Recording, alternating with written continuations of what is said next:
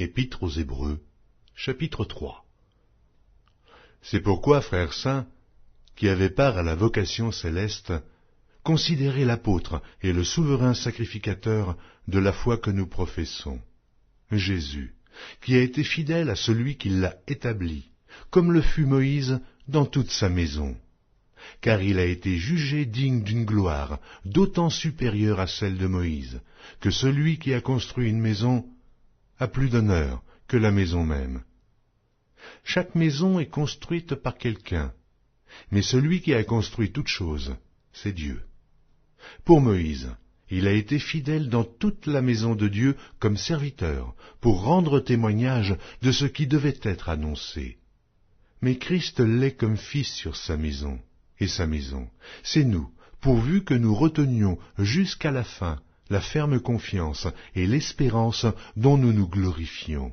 C'est pourquoi, selon ce que dit le Saint-Esprit, aujourd'hui, si vous entendez sa voix, n'endurcissez pas vos cœurs comme lors de la révolte, le jour de la tentation dans le désert, où vos pères me tentèrent pour m'éprouver, et ils virent mes œuvres pendant 40 ans.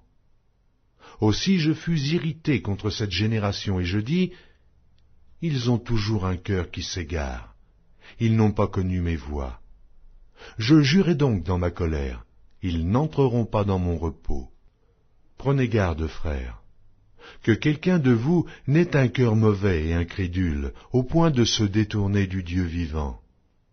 Mais exhortez-vous les uns les autres chaque jour, aussi longtemps qu'on peut dire, aujourd'hui, afin qu'aucun de vous ne s'endurcisse par la séduction du péché.